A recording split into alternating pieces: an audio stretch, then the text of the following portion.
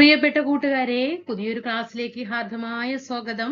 നമ്മള് പുതിയ SCERTയുടെ 9ാം ക്ലാസ്സിലെ ഇന്ന് ഫിസിക്സിലേക്ക് കടക്കുകയാണ്. 9ാം ക്ലാസ്സിൽ കേട്ടോ, 9ാം ക്ലാസ്സിലെ 1ാമത്തെ ലെസണിലേക്ക്. പ്രകാശത്തിന്റെ അപവർത്തനം 4 ലെസണാണ്. ചലന സമവാക്യങ്ങൾ, ചലന നിയമങ്ങൾ, ഗുരുത്വാകർഷണം. അപ്പൊ ഇതിൽ നമ്മൾ ഇന്ന് എടുക്കുന്നത് പ്രകാശത്തിന്റെ അപവർത്തനം. പ്രകാശത്തിന്റെ അപവർത്തനം നമ്മൾ പഠിക്കാറുണ്ട്, നമുക്ക് എക്സാമിനൊക്കെ വരാറുണ്ട്.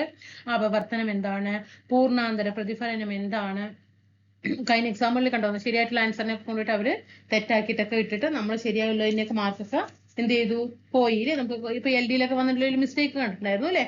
നമ്മൾ എന്ത് ചെയ്യാം, നമ്മൾ പഠിക്കേണ്ടത് നമ്മൾ പഠിക്കുക, അത്രയും മാത്രമേ നമുക്ക് പറ്റുള്ളൂ. അപ്പൊ എങ്ങനെയുണ്ട് നമ്മുടെ പഴയ ക്ലാസ്സുകളൊക്കെ, എന്താണ് റിവിഷനൊക്കെ നടക്കുന്നുണ്ടെന്ന് വിചാരിക്കുന്നു. റിവിഷനൊക്കെ നന്നായിട്ട് ചെയ്യാട്ടോ. പുതിയത് പഠിച്ചു എന്ന് പറഞ്ഞിട്ട് മാറ്റി വെക്കരുത്. ഒപ്പം എന്ത് ചെയ്യാ, റിവിഷൻ ചെയ്യാ.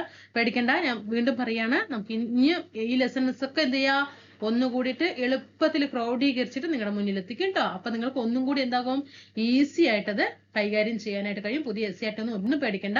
പിന്നെ എല്ലാം പുതിയതും പഴയതും ചേർത്തിട്ട് ടോപ്പിക് വൈസ് ആയിട്ട് എന്ത് ചെയ്യാ, SCERT തരാം കേട്ടോ. പുതിയതും പഴയതും വെച്ചിട്ട് ടോപ്പിക് വൈസ് ആയിട്ട് തന്നെ എന്ത് ചെയ്യും, SCERT തരുകയും ചെയ്യും. നിങ്ങളുടെ സപ്പോർട്ട് ഓക്കെ, സപ്പോർട്ട് ചെയ്യണം. അല്ലാതെ നമുക്ക് എന്ത് ചെയ്യാൻ പറ്റില്ല കേട്ടോ, അത് മുന്നോട്ട് കൊണ്ടുപോകാനായിട്ട് കഴിയില്ല. കാരണം അങ്ങനെയാണ്, ഒരു യൂട്യൂബ് ചാനൽ സ്റ്റാർട്ട് ചെയ്യുന്ന വളരെ ചെറിയൊരു കാര്യമല്ല. ഇപ്പൊ നമുക്ക് തോന്നും അതൊക്കെ എന്താണ് എളുപ്പമാണ്, പെട്ടെന്ന് 2 ക്ലാസ് എടുക്കുമ്പോഴേക്കും. ഒന്നുമില്ല കേട്ടോ. അത്രയും എഫേർട്ട് നമുക്ക് PSCയിൽ ഇപ്പൊ നിങ്ങൾ എടുക്കുന്ന എഫേർട്ട് എന്താണ്, അതിനേക്കാൾ 10 മടങ്ങാണ് എന്ത് പറയുന്നത് ഒരു ചാനൽ എന്ന് പറയുന്നത്.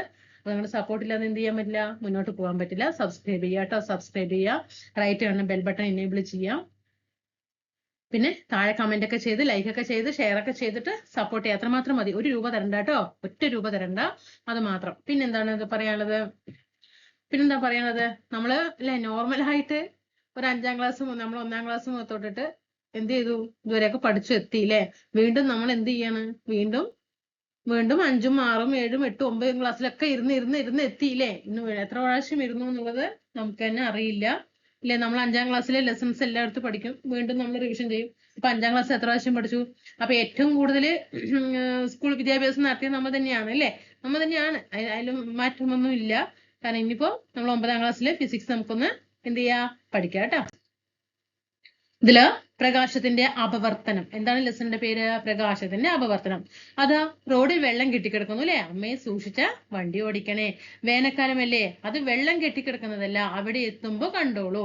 ഇപ്പൊ നമുക്ക് തന്നെ കാണുന്നുണ്ട് അല്ലെ, അവിടെ ഒരു കാറ് കാണുന്നുണ്ട്, ഇവിടെ എന്ത് കാണുന്നുണ്ട്, വെള്ളം കെട്ടിക്കിടക്കുന്നതായിട്ട് കാണുന്നുണ്ട്. അപ്പൊ ഇതിനുള്ള കാരണമൊക്കെ എന്താണ്, പ്രകാശത്തിന്റെ അപവർത്തനമാണ്. ഇത് നോക്കിക്കോ കേട്ടോ, ഇത് പഠിച്ചോ. ഒരു മാധ്യമത്തിലൂടെ, ഏത് മാധ്യമവും എന്താകാം, അല്ലെ, ഏതൊക്കെയാകാം, വായു ആകാം, ശൂന്യതയിലാകാം, അല്ലെങ്കിൽ ജലത്തിലൂടെ ആകാം, ഗ്ലാസ്സിലൂടെ ആകാം, അല്ലെ, വജ്രത്തിലൂടെ ആകാം, ഏത് മാധ്യമങ്ങളിലൂടെ ആകാം. ആ മാധ്യമങ്ങളിലൂടെ ഏതിലാണെങ്കിലും പ്രകാശം സഞ്ചരിക്കുന്ന സമയത്ത് പ്രകാശത്തിന്റെ പാത എങ്ങനെയായിരിക്കും, നേർരേഖയിലായിരിക്കും. ഒരു മാധ്യമത്തിൽ നിന്ന് മറ്റൊരു മാധ്യമത്തിലേക്ക് പ്രകാശരശ്മി ചരിഞ്ഞ് പ്രവേശിക്കുമ്പോൾ മാധ്യമങ്ങളുടെ വിഭജന തലത്തിൽ വെച്ച് അതിന് എന്ത് സംഭവിക്കും, ദിശാ വ്യതിയാനം സംഭവിക്കും. അപ്പൊ ഒരു പ്രകാശം ഇങ്ങനെ കടന്നു പോണ സമയത്ത് ഇവിടെ എത്തുന്ന സമയത്ത് ഇതൊരു ചരിഞ്ഞ മാധ്യമമാണെങ്കിൽ, അപ്പൊ ഇത് സ്ട്രൈറ്റ് ലംബമല്ലാതെ ഇതൊരു ചരിഞ്ഞ മാധ്യമമായിട്ട് മാറുകയാണെങ്കിൽ അവിടെ എന്ത് ചെയ്യും, ദിശയ്ക്ക് വ്യത്യാസം വന്നില്ലേ. ലംബമായിട്ട് വരുന്നത് എന്താകും, ദിശയ്ക്ക് വ്യതിയാനം സംഭവിക്കും. അങ്ങനെ ലംബമായി പതിക്കുന്ന പ്രകാശരശ്മിക്ക് എന്ത് ചെയ്യാറില്ല, ദിശാ വ്യതിയാനം സംഭവിക്കുന്നില്ല. ലംബമായി പതിക്കുന്ന പ്രകാശരശ്മിക്ക് ദിശാ വ്യതിയാനം സംഭവിക്കുന്നില്ല. ലംബമാണെങ്കിൽ, ഇത് ലംബമായിട്ട് ഇവിടെ ചരിവില്ലെങ്കിൽ അത് ലംബമായിട്ട് തന്നെ പ്രവേശിക്കില്ലേ. ഇവിടെ ചരിവ് വരുമ്പോൾ എന്താകും, അത് ലംബത്തിൽ നിന്ന് വിട്ടുമാറും അല്ലെ, ദിശയ്ക്ക് വ്യതിയാനം സംഭവിക്കും. അത് മാത്രമാണ് ഇവിടെ പറയുന്നത് കേട്ടോ. ഒന്നുകൂടി വായിച്ചാലോ, ഒന്നുകൂടി ശ്രദ്ധിച്ചേ.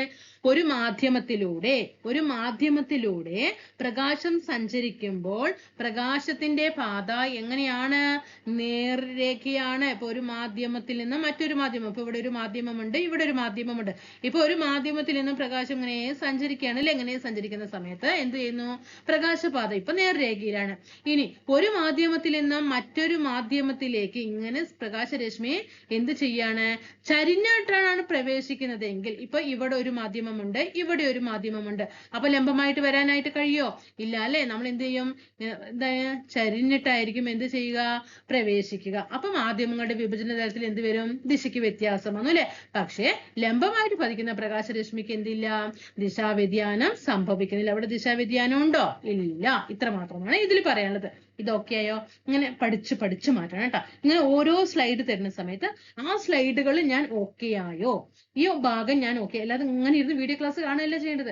ഈ ഭാഗം ഞാൻ ഈ ഭാഗം ഓക്കെ, ഇനി അടുത്ത സ്ലൈഡിലേക്ക് കടക്കട്ടെ, ഞാൻ എന്താ പറയുന്നത്, ടീച്ചർ എന്താ പറയുന്നത് നോക്കുക, ആ ഭാഗം അവിടെ ഓക്കെ ആക്കി, അങ്ങനെ എന്ത് ചെയ്യണം? പഠിച്ചു പോകണം കേട്ടോ. അല്ലാതെ ഇങ്ങോട്ട് തുടങ്ങി അങ്ങോട്ട് സ്റ്റാർട്ട് ചെയ്തു അവസാനം എത്തി എന്താ പഠിച്ച് പഠിച്ചു 9ാം ക്ലാസ്സിലെ 1ാമത്തെ ലെസൺ ഫിസിക്സ് എന്താ പഠിച്ച് അങ്ങനെ ഒരു അവസ്ഥ ആകരുത് കേട്ടോ. പഠിച്ചു മാറ്റിയോ? ഇത് മാറ്റിയോ? ശരി. ഇനി എങ്ങനെയാണ് ഒരു മാധ്യമങ്ങളും അതിന്റെ പ്രകാശ വേഗതയും ഒരു ഏകദേശ കണക്കാണ് പറയുന്നത്.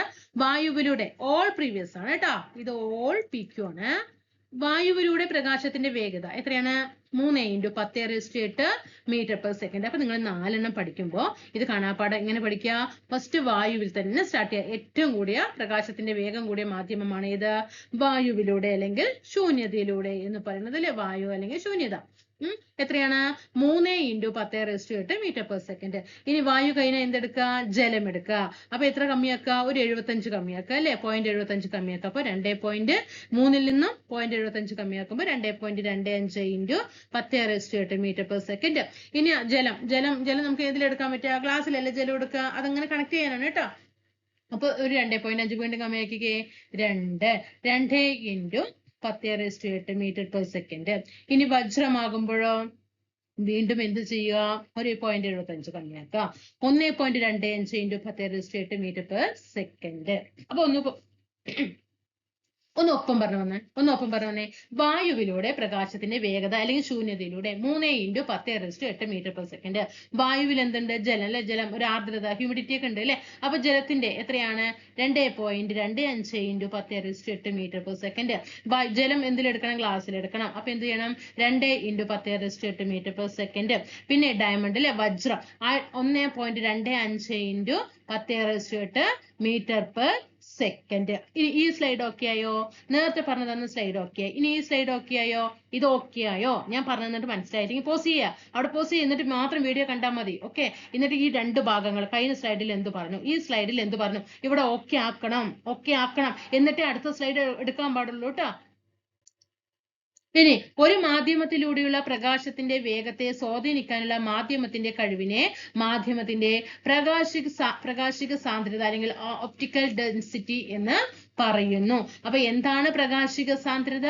ഒരു മാധ്യമത്തിലൂടെയുള്ള ഒരു മാധ്യമത്തിലൂടെയുള്ള പ്രകാശത്തിന്റെ വേഗത്തെ, ഒരു മാധ്യമം ഒരു പ്രകാശം നമ്മൾ നേരത്തെ പറഞ്ഞില്ലേ, ഒരു പ്രകാശ വേഗത്തെ സ്വാധീനിക്കാനുള്ള ആരുടെ കഴിവാണ്? ഇത് ഒരു മാധ്യമം അല്ലെ? ഒരു മാധ്യമം. ഈ ഒരു മാധ്യമത്തിലൂടെ പ്രകാശം ഇങ്ങനെ കടന്നു പോകുകയാണ്. ഇപ്പൊ ഇതൊരു ഡയമണ്ട് ആണ്, ഒരു വജ്രമാണെന്ന് വെക്കുക, അപ്പൊ ഒരു മാധ്യമം എന്താണ്? ഒരു മാധ്യമത്തിലൂടെ എന്ത് ചെയ്യാണ്? ഒരു പ്രകാശത്തെ കടന്നു പോവാണ്. അപ്പൊ ഇതിന് വേഗത എന്ത് ചെയ്യണം? സ്വാധീനിക്കണം അല്ലെ? ആർക്ക്?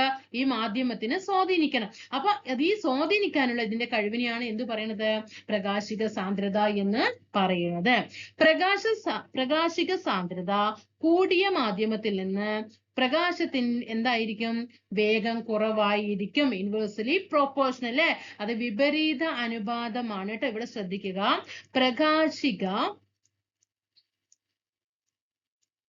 പ്രകാശിക സാന്ദ്രതയും അതുപോലെ പ്രകാശത്തിന്റെ വേഗവും പ്രകാശ വേഗവും എങ്ങനെയായിരിക്കും? പ്രകാശിക വേഗം എന്തായിരിക്കും? രണ്ടും തമ്മിൽ എന്താണ്? വിപരീത അനുപാതത്തിൽ ആയിരിക്കും കേട്ടോ. വിപരീത അനുപാതം ആണ്.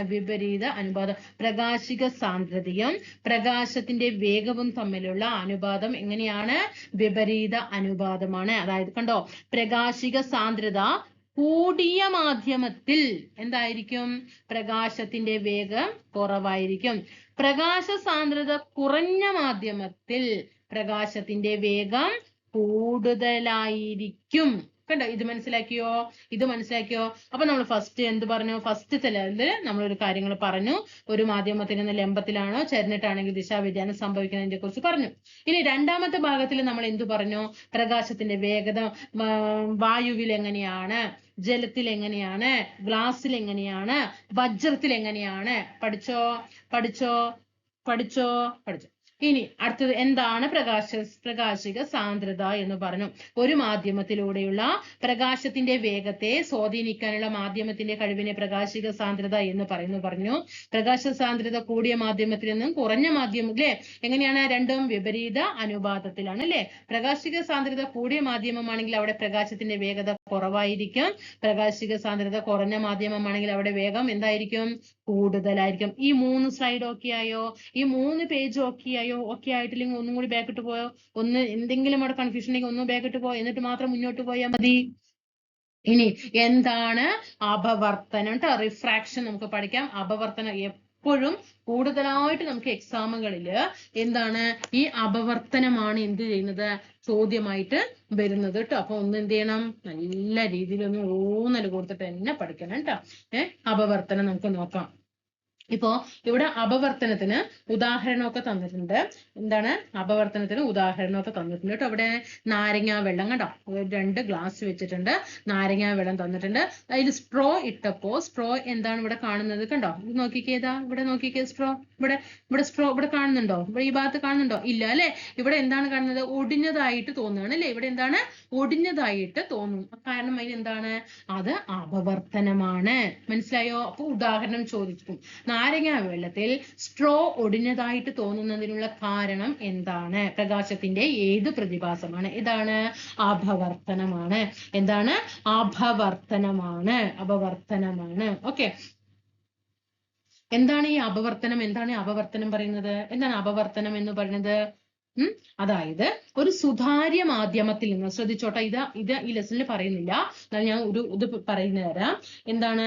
ഒരു സുതാര്യ മാധ്യമത്തിൽ നിന്ന് പ്രകാശിക സാന്ദ്രതയില് വ്യത്യാസമുള്ള മറ്റൊരു മാധ്യമത്തിലേക്ക്, സുതാര്യ മാധ്യമത്തിൽ നിന്നും പ്രകാശിക സാന്ദ്രത വ്യത്യാസമുള്ള മറ്റൊരു മാധ്യമത്തിലേക്ക് പ്രകാശം ചരിഞ്ഞു പതിക്കുന്ന സമയത്ത് മാധ്യമങ്ങളുടെ വിഭജന തലത്തിൽ വെച്ച് പ്രകാശത്തിന്റെ പാതയ്ക്ക് വ്യതിയാനം സംഭവിക്കുന്നു. അത് തന്നെയാണ് ഇവിടെ പറഞ്ഞത്.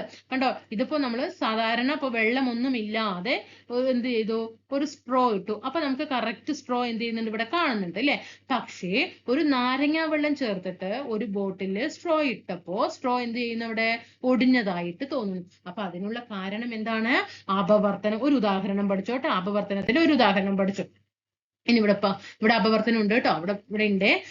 ഒരു മാധ്യമത്തിൽ നിന്ന് പ്രകാശിക സാന്ദ്രതയിൽ വ്യത്യാസമുള്ള മറ്റൊരു മാധ്യമത്തിലേക്ക് പ്രകാശം ചരിഞ്ഞു പ്രവേശിക്കുമ്പോൾ മാധ്യമങ്ങളുടെ വിഭജന തലത്തിൽ വെച്ച് അതിന്റെ ദിശയ്ക്ക് വ്യതിയാനം ഉണ്ടാകുന്നു. ഈ പ്രതിഭാസമാണ് എന്ത് പറയുന്നത്? റിഫ്രാക്ഷൻ കേട്ടോ. ഇപ്പൊ ഇംഗ്ലീഷും കൂടിയിട്ട് പഠിക്കണം കേട്ടോ ഇതില്. കാരണം ചിലപ്പോൾ റിഫ്രാക്ഷൻ തരാറുണ്ട് കേട്ടോ. അപവർത്തനം, റിഫ്രാക്ഷൻ. ഒരു മാധ്യമത്തിൽ നിന്ന് പ്രകാശിക സാന്ദ്രതയിൽ വ്യത്യാസം ഉള്ള, ചിലപ്പോൾ പ്രകാശിക സാന്ദ്രത കൂടുതലാകാം, പ്രകാശ സാന്ദ്രത കുറവാകാം, അത് ഏതുമാകാം. അങ്ങനെ മറ്റൊരു മാധ്യമത്തിലേക്ക് പ്രകാശം എങ്ങനെ പ്രവേശിക്കുന്നു? ചരിഞ്ഞ് പ്രവേശിക്കുന്ന സമയത്ത് മാധ്യമങ്ങളുടെ വിഭജന തലത്തിൽ വെച്ച് അതിന്റെ ദിശയ്ക്ക് വ്യതിയാനം ഉണ്ടാകുന്നു. ഈ പ്രതിഭാസത്തെ പറയുന്ന പേരാണ് എന്ത്? അപവർത്തനം എന്ന് പറയുന്നത്. ഇനി പ്രകാശത്തെ അപവർത്തനത്തിന് വിധേയമാക്കാനുള്ള മാധ്യമത്തിന്റെ കഴിവ് ഏതിനെ ആശ്രയിച്ചിരിക്കുന്നു? പ്രകാശിക സാന്ദ്രതയെ ആശ്രയിച്ചിരിക്കുന്നു. നമ്മൾ നേരത്തെ പറഞ്ഞില്ലേ, പ്രകാശിക സാന്ദ്രത കൂടിയതാണെങ്കിൽ അവിടെ പ്രകാശത്തിന്റെ വേഗം എന്തായിരിക്കും? കുറവായിരിക്കും. അപ്പോ പ്രകാശത്തെ അപവർത്തനത്തിന് വിധേയമാക്കാനുള്ള മാധ്യമത്തിന്റെ കഴിവ് ഏതിനെയാണ് ആശ്രയിച്ചിരിക്കുന്നത്? പ്രകാശിക സാന്ദ്രതയെ. പഠിച്ചോ. പ്രകാശിക സാന്ദ്രതയാകട്ടെ മാധ്യമത്തിന്റെ അപവർത്തനാങ്കവുമായിട്ടും ബന്ധപ്പെട്ടിരിക്കുന്നു. മാധ്യമത്തിന്റെ എന്താണ്? അപവർത്തനാങ്കവുമായി ബന്ധപ്പെട്ടിരിക്കുന്നു. വിവിധ പ്രകാശിക ഉപകരണങ്ങളുടെ രൂപവൽക്കരണയിൽ അപവർത്തനത്തിന്റെ പങ്ക് എന്താണ്? നിർണായകമാണ്. ഇനിയിപ്പോ ഇവിടെ നമ്മള് 3 കാര്യങ്ങളാണ് ഈ ഭാഗത്ത് പഠിച്ചത്. എന്തൊക്കെ പഠിച്ചു? ഒന്ന്, അപവർത്തനം എന്താണെന്ന് പഠിച്ചു. പിന്നെ എന്ത് പഠിച്ചു? നമ്മള് ഈ അപവർത്തനത്തിന് വിധേയമാകാനുള്ള ഒരു മാധ്യമത്തിന്റെ കഴിവ് അപവർത്തനത്തിന് വിധേയമാകാനുള്ള മാധ്യമത്തിന്റെ കഴിവ് എന്തിനെയാണ് ആശ്രയിച്ചിരിക്കുക? പ്രകാശിക സാന്ദ്രതയാണ് ആശ്രയിച്ചിരിക്കുന്നത്. എന്നാൽ പ്രകാശിക സാന്ദ്രത ആശ്രയിക്കുന്നതിന് ഏതിനെയാണ്? മാധ്യമത്തിന്റെ അപവർത്തനാങ്കത്തെയാണ്. മാധ്യമത്തിന്റെ അപവർത്തനാങ്കത്തെയാണ് കേട്ടോ. ഇനി എന്താണ് അപവർത്തനാങ്കം? റിഫ്രാക്റ്റീവ് ഇൻഡെക്സ് എന്ന് പറയുന്നത് പ്രകാശത്തിന്റെ ശൂന്യതയിലെ വേഗവും ഒരു മാധ്യമത്തിലെ വേഗവും തമ്മിലുള്ള അനുപാത സംഖ്യയാണ് ആ മാധ്യമത്തിന്റെ അപവർത്തനാങ്കം എന്ന് പറയുന്നത്. ഒരു പ്രകാശത്തിന്റെ ശൂന്യതയിലൂടെ വേഗം, നമ്മൾ പ്രകാശത്തിന്റെ ശൂന്യതയിലൂടെ വേഗം എത്ര പറഞ്ഞു? എത്രയാണ് പ്രകാശത്തിന്റെ ശൂന്യതയിലൂടെയുള്ള വേഗം എന്ന് പറഞ്ഞത്? 3 × 10⁸ മീറ്റർ/സെക്കൻഡ് എന്ന് പറഞ്ഞു അല്ലെ. അങ്ങനെ ശൂന്യതയിലുള്ള വേഗം ഒരു മാധ്യമത്തിലെ വേഗവും തമ്മിലുള്ള, ഒരു മാധ്യമത്തിലെ വേഗം, ഇപ്പൊ ജലത്തിൽ എത്ര പറഞ്ഞു? 2.25 × 10⁸ മീറ്റർ/സെക്കൻഡ് എന്ന് പറഞ്ഞു അല്ലെ. അപ്പോ ഇത് തമ്മിലുള്ള എന്താണ്? ഒരു അനുപാതമാണ് എന്ത് പറയുന്നത്? ആ മാധ്യമത്തിന്റെ അപവർത്തനാങ്കം എന്ന് പറയുന്നത്. പ്രകാശത്തിന്റെ ശൂന്യതയിലൂടെ വേഗം, ശൂന്യതയിലൂടെ എത്രയാണ്? 3 × 10⁸. അങ്ങനെ അതും ഒരു മാധ്യമത്തിലെ വേഗം, മാധ്യമം ഇവിടെ ഏതെടുത്തോ? ജലമെടുത്തു. ഈ ജലത്തിലൂടെയുള്ള വേഗവും തമ്മിലുള്ള അനുപാത സംഖ്യയാണ് എന്ത് പറയുന്നത്? ആ മാധ്യമത്തിന്റെ അപവർത്തനാങ്കം എന്ന് പറയുന്നത്. അപവർത്തനാങ്കം എന്ന് പറയുന്നത്. ഇനി എങ്ങനെയാണ്? ശൂന്യതയിലൂടെയുള്ള പ്രകാശ വേഗത്തിനെ എന്ത് ചെയ്യുന്നു? സി എന്നും മാധ്യമത്തിലൂടെയുള്ള വേഗം വി എന്നും സൂചിപ്പിച്ചാൽ അപവർത്തനാങ്കം കാണാൻ ശൂന്യതയിലൂടെയുള്ള പ്രകാശ വേഗം എങ്ങനെയാണ്? സി ഡിവൈഡഡ് ബൈ വി ആയിരിക്കും. ഇങ്ങനെയാണ് എന്ത് ചെയ്യുന്നത്? അപവർത്തനാങ്കം നമ്മൾ കാണുന്നത് കേട്ടോ. ഇനി ചില മാധ്യമങ്ങൾ തന്നിട്ടുണ്ട്, അതിൽ പ്രകാശത്തിന്റെ വേഗം തന്നിട്ടുണ്ട്, അതിന്റെ അപവർത്തനാങ്കം എങ്ങനെയാണ് കാണുന്നത്? അതിന്റെ അപവർത്തനാങ്കം എങ്ങനെയാണ്? ഇപ്പൊ വായുവില് തന്നു, വായു അല്ലെങ്കിൽ ശൂന്യതയില് പ്രകാശത്തിന്റെ വേഗം എത്രയാണ്? 3 × 10⁸ മീറ്റർ/സെക്കൻഡ് ആണ്. 3 × 10⁸ മീറ്റർ/സെക്കൻഡ് ആണ്. അപ്പോ ഇവിടെ നോക്കൂ, അപ്പൊ എങ്ങനെയാണ് ഇവിടെ അപവർത്തനാങ്കം കണ്ടത്? സി ഡിവൈഡഡ് ബൈ വി ആണ് അല്ലെ. വി പറഞ്ഞ ഏതാണോ മാധ്യമം അത്. ഇവിടെ എന്താണ്? ശൂന്യതയിലൂടെയുള്ള വേഗം ഡിവൈഡഡ് ബൈ എന്താണ്? ഇവിടെ വായുവിന്റെ മാധ്യമം അല്ലേ. 3 × 10⁸ മീറ്റർ/സെക്കൻഡ് എന്ത് കൊടുത്തു? 1 കൊടുത്തു. അപ്പൊ ഗ്ലാസ് അതേപോലെ ജലം 2 × 10⁸ മീറ്റർ/സെക്കൻഡ് അല്ലെ. ഗ്ലാസ്സിലൂടെയുള്ള പ്രകാശത്തിന്റെ വേഗം എത്രയാണ്? 2 × 10⁸ മീറ്റർ/സെക്കൻഡ്. ഇനി ജലത്തിലൂടെ എങ്ങനെയാണ്? 2.25 × 10⁸ മീറ്റർ/സെക്കൻഡ്. അപ്പൊ ഇവിടെ എങ്ങനെ കാണണം? നമ്മൾ സി എങ്ങനെ കാണണം? ശൂന്യതയിലൂടെയുള്ള വേഗം കാണണം അല്ലെ. 3 × 10⁸ മീറ്റർ/സെക്കൻഡ് ഡിവൈഡഡ് ബൈ 2 × 10⁸ മീറ്റർ/സെക്കൻഡ്. അപ്പൊ എത്രയാണ് കിട്ടുക? അത്. ഇനി ഇവിടെ എന്ത് ചെയ്യണം?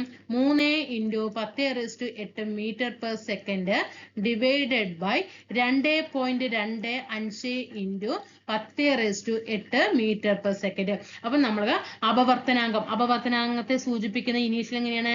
n ആണ്. അപ്പൊ n കാണാൻ നമ്മൾ സി ഡിവൈഡഡ് ബൈ വി ആണ് ഇക്വേഷൻ. അപ്പൊ എന്ത് ചെയ്യണം? n കാണാൻ സി എന്ന് പറയുന്നത്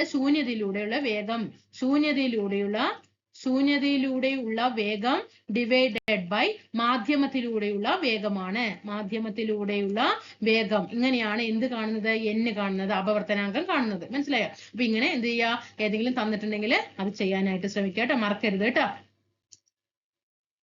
ഇനി വജ്രത്തിന്റെ അപവർത്തനാങ്കം 2.4 ആണ്. വജ്രത്തിൽ കൂടിയുള്ള പ്രകാശ വേഗം എത്രയായിരിക്കും? വജ്രത്തിൽ കൂടിയുള്ള പ്രകാശത്തിന്റെ വേഗം നമ്മൾ എത്രയാണ് പഠിച്ചത്? വജ്രത്തിൽ കൂടിയുള്ള പ്രകാശത്തിന്റെ വേഗം ഓർമ്മ കിട്ടുന്നുണ്ടോ? ഒന്ന് ഓർക്ക്. വെറുതെ പഠിച്ചുകൊണ്ട് പോയിട്ട് കാര്യമില്ല. പറയേ, കിട്ടുന്നുണ്ടോ? നിങ്ങൾ താഴെ കമന്റ് ചെയ്യണം കേട്ടോ. ഞാൻ ഇങ്ങനെ ചോദിക്കുന്ന സമയത്ത് മിസ്സെ കിട്ടുന്നുണ്ട്, ആൻസർ കിട്ടുന്നുണ്ട് എന്നൊന്ന് കമന്റ് ചെയ്യണം. എങ്കിലും എനിക്കൊരു സംതൃപ്തിയില്ല, എന്റെ കുട്ടികളെ പഠിക്കണം, എനിക്ക് അത്ര മാത്രമേ ഉള്ളൂ കേട്ടോ. നിങ്ങൾക്ക് കിട്ടുന്നുണ്ടോ? വജ്രത്തിന്റെ അപവർത്തനാങ്കം 2.4 ആണ്. ഇവിടെ എത്ര കിട്ടി? 2.4 കിട്ടി. അതായത് സി ഡിവൈഡഡ് ബൈ എത്രയാണ്? പ്രകാശത്തിന്റെ വേഗം എത്രയാണ്? വജ്രത്തിന്റെ പറയുക 1.25 ഇൻറ്റു 10⁸ മീറ്റർ/സെക്കൻഡ്. അപ്പൊ ഇവിടെ 2.4 കിട്ടണമെങ്കിൽ എങ്ങനെ ചെയ്യണം? 3 ശൂന്യതയിലൂടെ വേഗം എത്രയാണ്? 3 into 10⁸ metre second divided by 1.25 into 10⁸ metre second. അങ്ങനെ കാണുമ്പോ എത്ര കിട്ടും? അപവർത്തനാങ്കം 2.4. മനസ്സിലായോ? ഇങ്ങനെയാണ് അപവർത്തനാങ്കം കാണപ്പെടുന്നത്. അപ്പൊ മാധ്യമം ഇക്വേഷൻ മാത്രം ഓർക്കുക. അപവർത്തനാങ്കം കാണാൻ n = c divided by v ആണ്. c എന്താണ്? ശൂന്യതയിലൂടെയുള്ള വേഗമാണ്. v എന്താണ്? മാധ്യമ വേഗത. ഏതാണോ മാധ്യമം അത് ട്ടോ. ഇനി ഇവിടെ എന്താണ്?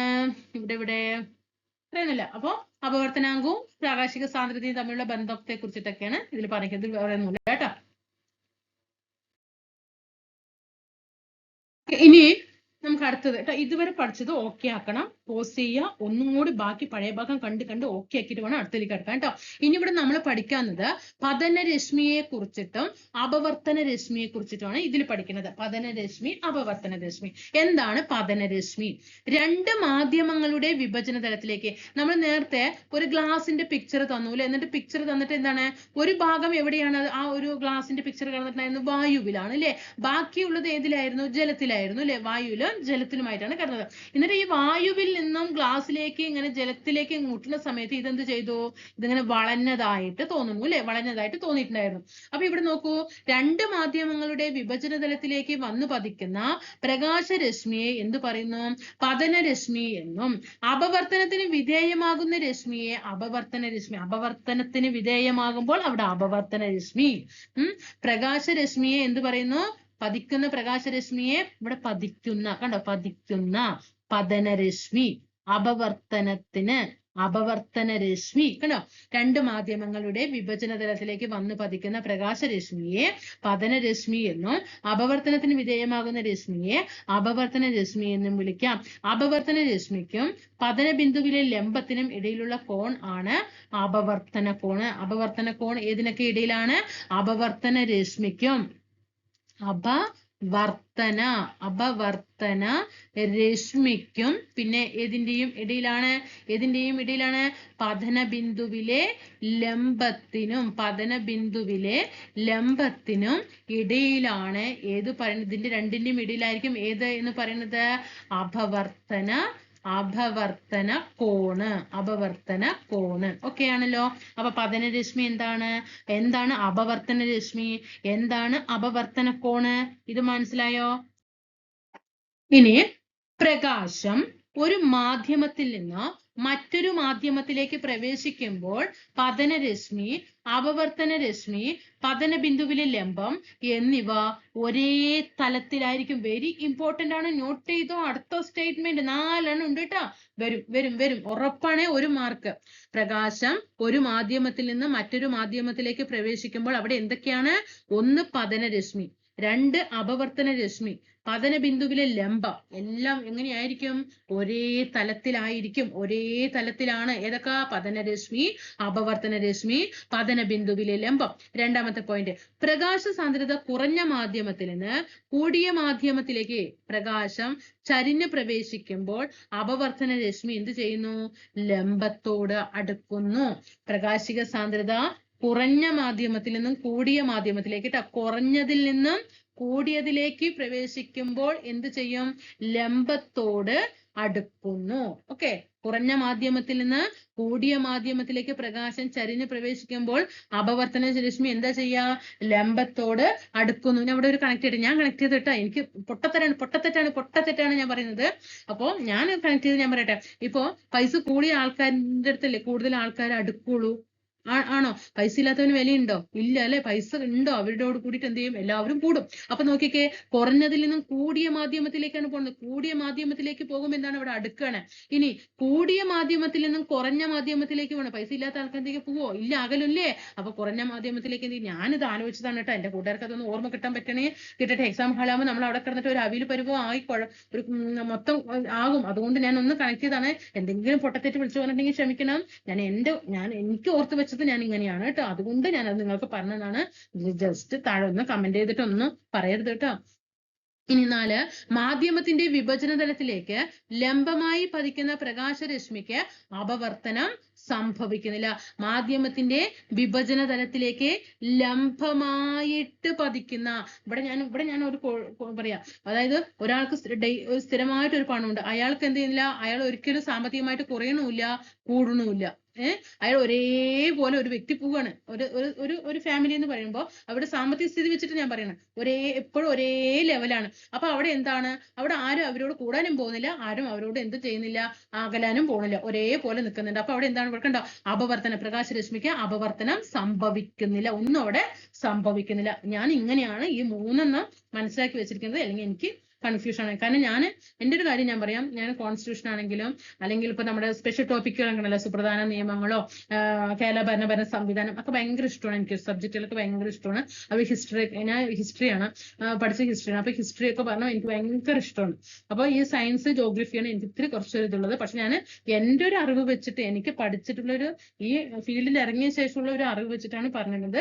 സയൻസ് എടുക്കുന്നതിൽ എന്തെങ്കിലും അപാകത ഉണ്ടെങ്കിൽ എന്ത് ചെയ്യാ, സ്നേഹത്തോട് കൂടിയിട്ട് താഴെ എന്താണ് മിസ്സേ ചേച്ചി അല്ലെങ്കിൽ അങ്ങനെയല്ല ഇങ്ങനെയാണെന്നൊന്ന് പറഞ്ഞു തന്നാൽ മതി കേട്ടോ. ഒരിക്കലും വിമർശന രൂപത്തിലാകരുത്. ഞാൻ സയൻസ് ടോപ്പിക് അവിടെ ക്ലോസ് ചെയ്യും കേട്ടോ. സയൻസ് ടോപ്പിക് ഞാൻ അവിടെ ക്ലോസ് ചെയ്യുക. അല്ലെങ്കിൽ അപ്പൊ ഇത്രയും കാര്യങ്ങൾ എന്ത് ചെയ്യാ, ഈ 4 പോയിന്റ് ഒന്ന് ഓർത്ത് വെക്കുക കേട്ടോ. ഇനി അപവർത്തനം, ചില പ്രായോഗിക പ്രവർത്തനങ്ങൾ. ചിലപ്പോ അപവർത്തനത്തിന് ഉദാഹരണം താഴെ തന്നിരിക്കുന്നതിൽ അപവർത്തനത്തിന് ഉദാഹരണങ്ങൾ ഏതെന്ന് ചോദിച്ചു തരാം. അപ്പോ ഇവിടെ ഞാൻ കൂടുതലായിട്ട് പറയുന്നില്ല, ഒരു ഉദാഹരണങ്ങൾ മാത്രം പറയാട്ടോ. ഇപ്പൊ ഒരു പാത്രത്തിൽ നാണയം ഇട്ട് നമ്മളൊന്ന് ചെയ്തു നോക്കുക കേട്ടാ. ഒരു പാത്രത്തിൽ ഒരു 1-2 രൂപയുടെ നാണയം ഇട്ടിട്ട് നാണയത്തെ നോക്കിക്കൊണ്ട് എന്ത് ചെയ്യുക, ബാക്കിലോട്ട് പോവുക. ബാക്കിലോട്ട് പോവുക. നാണയത്തിന്റെ ദൃശ്യം നമുക്ക് കാണാൻ പറ്റില്ല. ഒരു പാത്രത്തിനുള്ളിൽ ഇടുമ്പോൾ ഒരു നിശ്ചിത ബാക്കോട്ട് വരുമ്പോൾ മാത്രമേ നമുക്ക് നാണയം കാണാൻ കഴിയുള്ളൂ. കുറച്ചും കൂടി ബാക്കിലേക്ക് പോകുമ്പോൾ നാണയം കാണാൻ കഴിയില്ല അല്ലെ. ആ സമയത്ത് മറ്റൊരാളിനോട് എന്ത് പറയാ, വീട്ടിൽ ആരെങ്കിലും ഉണ്ടെങ്കിൽ അവരോട് ആ പാത്രത്തിൽ വേഗം എന്ത് ചെയ്യുക, കുറച്ച് വെള്ളം, എവിടെ നിന്നാണോ നിങ്ങൾക്ക് നാണയം അദൃശ്യമായത് അവിടെ വെച്ചിട്ട് എന്ത് ചെയ്യുക, അവരോട് വെള്ളം ഒഴിക്കാൻ പറയാ.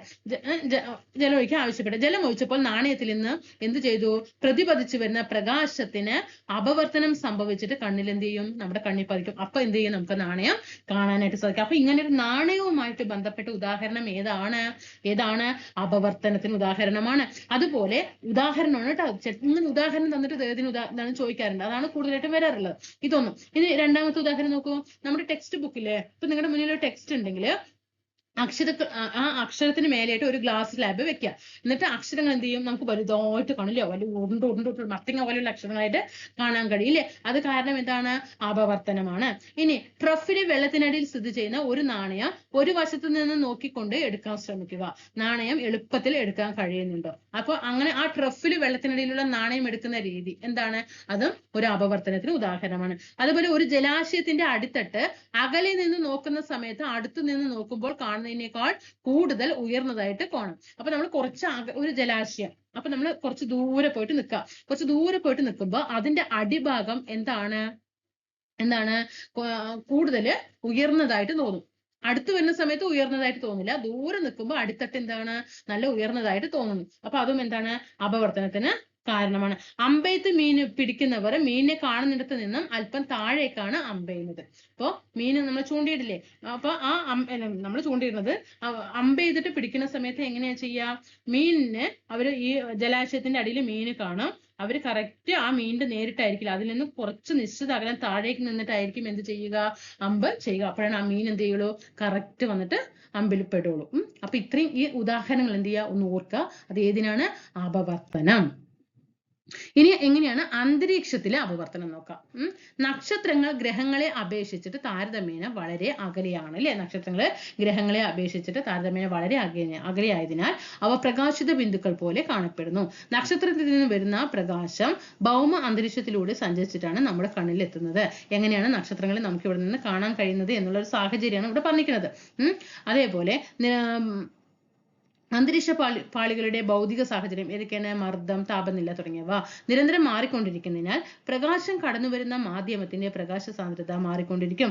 ഇത് കാരണം പ്രകാശരശ്മിക്ക് ക്രമരഹിതമായ അപവർത്തനം സംഭവിക്കുന്നു. ഒന്നും വേണ്ട, നക്ഷത്രത്തിന്റെ മിന്നിത്തിളക്കത്തിന് കാരണം. അത്രയേ ഉള്ളൂ കേട്ടോ. അത്രേ പഠിക്കാനുള്ളൂ. ഞാൻ നിങ്ങളെ ഒന്നുമായിട്ട് കൺഫ്യൂഷൻ ആവില്ല. നക്ഷത്രത്തിന്റെ മിന്നിത്തിളക്കത്തിന് കാരണം എന്താണ്, അപവർത്തനം കംപ്ലീറ്റ് ആയി. ഇനി എന്താണ്, പൂർണ്ണാന്തര പ്രതിപതനം, ടോട്ടൽ ഇന്റേണൽ റിഫ്ലക്ഷൻ. അലങ്കാര വിളക്കുകൾ നിങ്ങൾ കണ്ടിട്ടില്ലേ? ബൾബിൽ നിന്നുള്ള പ്രകാശം ഈ നാരുകളിലൂടെ കടന്നു വരുമ്പോൾ അതിന്റെ അഗ്രഭാഗത്തോടു കൂടി മാത്രം പ്രകാശം പുറത്തു വരാൻ കാരണമായി എന്തായിരിക്കും? നോക്കാം, പൂർണ്ണാന്തര പ്രതിഫലനം നമുക്ക് നോക്കാം. ഇവിടെ പ്രകാശ സാന്ദ്രത കൂടിയ മാധ്യമത്തിൽ നിന്ന് കുറഞ്ഞ മാധ്യമത്തിലേക്കാണ് പ്രകാശം കടന്നു പോകുന്നത്. പൂർണ്ണാന്തര പ്രതിഫലനത്തിൽ എന്താണ് പറയുന്നത്? പ്രകാശിക സാന്ദ്രത കൂടിയ മാധ്യമത്തിൽ നിന്നും കുറഞ്ഞ മാധ്യമത്തിലേക്കായിരിക്കും എന്ത് ചെയ്യുക? പ്രകാശം കടന്നു പോകുന്നത്. പതന കോണിന്റെ അളവ് ക്രമമായിട്ട് കൂടുന്ന സമയത്ത് അപവർത്തന കോണും എന്ത് ചെയ്യും? കൂടി വരുന്നു. പതന കോണ് ഒരു നിശ്ചിത അളവിനേക്കാൾ കൂടുന്ന സമയത്ത് പതനരശ്മി പൂർണ്ണമായും ജലത്തിലേക്ക് തന്നെ പ്രതിപദിക്കുന്നു. അപ്പൊ എങ്ങനെയാണ് ഇവിടെ ഇതിൽ എങ്ങനെയാണെന്ന് ചോദിക്കുമ്പോൾ ഇത് എന്ത് ചെയ്യുക? ഇത് ഈ പോയിന്റുകൾ കൂടിയതിൽ നിന്നും കുറഞ്ഞതിലേക്കാണെന്നുള്ളത് പൂർണ്ണാന്തര പ്രതിഫലനത്തിൽ നോക്കുക. പൂർണ്ണാന്തര പ്രതിഫലനത്തില് പ്രകാശിക സാന്ദ്രത എന്താണ്? കൂടിയ മാധ്യമത്തിൽ നിന്നും കുറഞ്ഞ മാധ്യമത്തിലേക്കായിരിക്കും പ്രകാശം കടന്നു പോകുന്നത്. പതന കോണിന്റെ അളവ് എന്ത് ചെയ്യുന്നു? ക്രമമായിട്ട് കൂടുന്ന സമയത്ത് പതന കോണിന്റെ അളവ് കൂടുന്ന സമയത്ത് അപവർത്തന കോണും എന്ത് ചെയ്യും? കൂടി വരും. പതന കോണിന്റെ അളവ് കൂടുന്ന സമയത്ത് അപവർത്തന കോണും കൂടും. പതന കോൺ ഒരു നിശ്ചിത അളവിനേക്കാൾ കൂടുന്ന സമയത്ത് പതനരശ്മി പൂർണ്ണമായിട്ട് ജലത്തിലേക്ക് തന്നെ പ്രതിപദിക്കുന്നു. ഇവിടെ നോക്കണം, പ്രകാശിക സാന്ദ്രത കൂടിയ മാധ്യമത്തിൽ നിന്ന് കുറഞ്ഞ മാധ്യമത്തിലേക്കുള്ള പ്രകാശരശ്മി കടക്കുമ്പോൾ അപവർത്തന കോണ് എത്രയാണ്? 90 ഡിഗ്രി ആകുന്ന സന്ദർഭത്തില് പതന കോണാണ് ക്രിട്ടിക്കൽ കോണ്. ഗ്ലാസ് വായു ഈ ജോഡിയില് ക്രിട്ടിക്കൽ കോൺ എത്രയാണ്? 42 ഡിഗ്രി ആണ്. എത്രയാണ്? 42 ഡിഗ്രി ആണ്. ഇത് നന്നായിട്ട് പഠിച്ചോട്ടെ. അത് നന്നായിട്ട് ഈ ബോക്സ് ഒക്കെ എന്ത് ചെയ്യണം? നന്നായിട്ട് പഠിക്കണം. അപ്പൊ ഇവിടെ എത്ര പറഞ്ഞു? പ്രകാശരശ്മി കടക്കുന്ന സമയത്ത് എങ്ങനെ? കൂടിയ മാധ്യമത്തിൽ നിന്നും കുറഞ്ഞ മാധ്യമത്തിലേക്ക്. അപ്പൊ പൂർണ്ണാന്തര പ്രതിഫലനം എപ്പോഴും വായിക്കണം കൂടിയതിൽ നിന്നും കുറഞ്ഞതിലേക്കാണ്. കൂടിയതിൽ നിന്നും കുറഞ്ഞ മാധ്യമത്തിലേക്ക് പ്രകാശരശ്മി കടക്കുമ്പോൾ അപവർത്തന കോണ് 90 ഡിഗ്രി ആകുന്ന സന്ദർഭത്തില് അപവർത്തന കോണ് 90 ഡിഗ്രി ആകുന്ന സന്ദർഭത്തില് പതന കോണിന്റെ ക്രിട്ടിക്കൽ കോണളവ് എത്രയാണ്? ഗ്ലാസ് വായു ജോഡിയില് 42 ഡിഗ്രിയാണ് കേട്ടോ. ഇനി പ്രകാശ സാന്ദ്രത കൂടിയ മാധ്യമത്തിൽ നിന്ന് കുറഞ്ഞ മാധ്യമത്തിലേക്ക് പ്രകാശരശ്മി സഞ്ചരിക്കുമ്പോൾ പതന കോണ് ക്രിട്ടിക്കൽ കോണിനേക്കാൾ കൂടുതലായാൽ പതന കോണ് കൂടുതലായാൽ ആ രശ്മി അപവർത്തനത്തിന് വിധേയമാകാതെ അതേ മാധ്യമത്തിലേക്ക് പൂർണ്ണമായും പ്രതിപദിക്കുന്ന പ്രതിഭാസമാണ് പൂർണ്ണാന്തര പ്രതിപതനം. അത് പൂർണ്ണാന്തര പ്രതിപതനം എന്ന വാക്കിൽ തന്നെ നോക്കുക. പൂർണ്ണമായിട്ടും അത് പ്രതിപദിക്കും. എപ്പോ ക്രിട്ടിക്കൽ കോണിനേക്കാൾ പതന കോണ് കൂടുതലായാൽ ക്രിട്ടിക്കൽ കോണിനേക്കാൾ കൂടുതലായാൽ എന്ത് ചെയ്യും? പൂർണ്ണമായിട്ട് പ്രതിപാദിക്കുന്ന പ്രതിഭാസമാണ് പൂർണ്ണാന്തര പ്രതിപതനം. ക്രിട്ടിക്കൽ കോൺ പ്രസ്താവിക്കുന്ന സമയത്ത് ജോഡികളായിട്ട് പറയാതെ, നമ്മൾ നേരത്തെ ക്രിട്ടിക്കൽ കോണിൽ പറഞ്ഞില്ലേ, ഗ്ലാസ് വായു എന്ന് പറഞ്ഞു, 42 ഡിഗ്രി എന്ന് പറഞ്ഞു. ഇങ്ങനെ ജോഡികളായിട്ട് പറയാതെ ഏതെങ്കിലും ഒരു മാധ്യമം മാത്രമേ സൂചിപ്പിച്ചിരിക്കുന്നുള്ളൂ എങ്കിൽ ഇവിടെ നമ്മൾ പറഞ്ഞു നേരത്തെ പതന കോണ് നോക്കാം. പതന കോണ് നമ്മൾ പറഞ്ഞു നേരത്തെ 90 ഡിഗ്രി എന്ന് പറഞ്ഞു. ക്രിട്ടിക്കൽ കോണ് എത്ര പറഞ്ഞു? 42 ഡിഗ്രി എന്ന് പറഞ്ഞു. ആ ക്രിട്ടിക്കൽ കോൺ എങ്ങനെയാണ് നമ്മൾ പറഞ്ഞത്? ഗ്ലാസിലും വായുവിലും കൂടി, രണ്ട് മാധ്യമത്തിലും കൂടിയിട്ടാണ് എന്ത് പറഞ്ഞത്? 42 പറഞ്ഞു. ഇനി ഇങ്ങനെ ഗ്ലാസിലും വായുവിലും പറയുന്നില്ല. ഉദാഹരണം, ഗ്ലാസ്സിൽ മാത്രമാണ് 42 ഡിഗ്രി എന്ന് പറഞ്ഞു വെക്കുക. ഇവിടെ അതാണ് പറയുന്നത്. അതായത് ക്രിട്ടിക്കൽ കോൺ പ്രസ്താവിക്കുമ്പോൾ ജോഡികളായിട്ട് പറയാതെ ഏതെങ്കിലും ഒരു മാധ്യമം മാത്രമേ സൂചിപ്പിക്കുന്നുള്ളൂവെങ്കിൽ രണ്ടാമത്തെ മാധ്യമം വായു അഥവാ ശൂന്യത ആയിരിക്കും. മനസ്സിലായോ? ഇപ്പൊ ഇവിടെ ഗ്ലാസ് 42 ഡിഗ്രി എന്ന് പറഞ്ഞു. അപ്പോ നമ്മൾ ചിന്തിക്കണം, ഇവിടെ എന്തുണ്ട്? വായു ഉണ്ട് എന്ന്. രണ്ടാമത്തെ മാധ്യമം ഏതായിരിക്കണം? വായു ആയിരിക്കണം എന്നാണ് പറയുന്നത്. ഇപ്പൊ നമ്മള് പതന കോണ് പറഞ്ഞു. പതന കോണ് 90 ഡിഗ്രി എന്ന് പറഞ്ഞു. ഇനി ക്രിട്ടിക്കൽ കോണ് പറയാണ്. ക്രിട്ടിക്കൽ കോണ് എത്ര പറഞ്ഞു? ഇപ്പൊ ഉദാഹരണം എടുക്കും. ഇപ്പൊ ഒരു ഉദാഹരണം 46 ഡിഗ്രി ക്രിട്ടിക്കൽ കോണെന്ന് എടുക്കാം. എന്നിട്ട് എത്ര? ക്രിട്ടിക്കൽ കോൺ 46 ഡിഗ്രി. ഏതിന്റെയൊക്കെ ആണെന്ന് പറയുന്നത്? ഏതിന്റെയൊക്കെ പറയാം? വജ്രം 46 ഡിഗ്രി എന്ന് തന്നു. അപ്പൊ നമ്മള് ഓട്ടോമാറ്റിക്കായിട്ട് ചിന്തിക്കണം, ഇവിടെ എന്തുണ്ട്? വായുവും ഉണ്ട് എന്നുള്ളത് ചിന്തിക്കണം കേട്ടോ.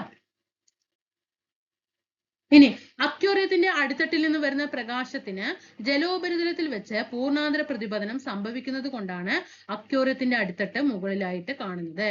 അപ്പൊ അക്വേറിയത്തിന്റെ അടിത്തട്ട് മുകളിലായിട്ട് തോന്നാനുള്ള പ്രകാശത്തിന്റെ പ്രതിഭാസം പറയുന്ന പേരാണ് പൂർണ്ണാന്തര പ്രതിപതനം. പൂർണ്ണാന്തര പ്രതിപതനം.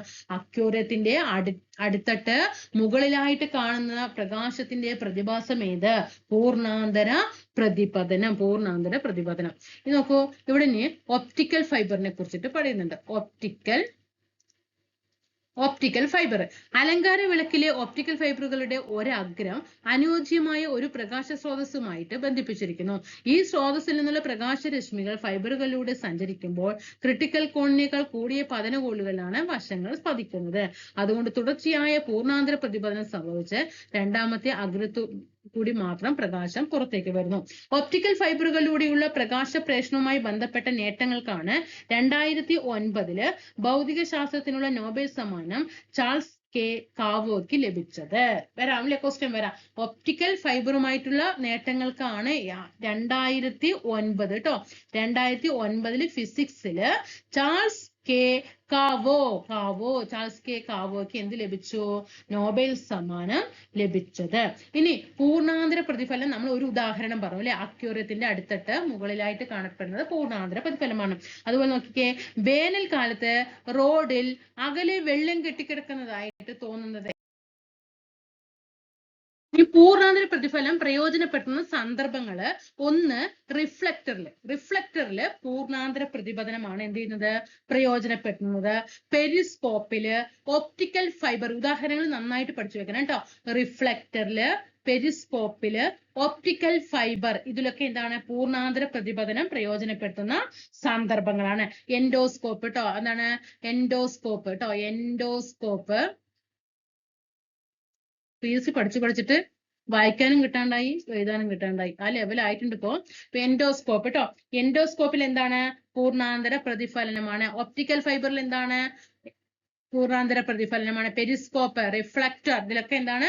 പൂർണ്ണാന്തര പ്രതിപതനം പ്രയോജനപ്പെടുത്തുന്ന സന്ദർഭമാണ്. ജലത്തിന്റെ ക്രിട്ടിക്കൽ കോണളവ് എത്രയാണ്? ജലത്തിന്റെ ക്രിട്ടിക്കൽ കോണളവ് 48.6 ഡിഗ്രി കേട്ടോ. ജലത്തിന്റെ ക്രിട്ടിക്കൽ കോണളവ് 46 ഡിഗ്രി. ഇനി ജലത്തിന്റെ അപവർത്തനാങ്കം എത്രയാണ്? 4/3 ആണ് കേട്ടോ. നമ്മൾ നേരത്തെ ചെയ്തില്ലേ? അത് നിങ്ങളോട് ചെയ്യാൻ പറഞ്ഞിട്ടുണ്ടായിരുന്നു.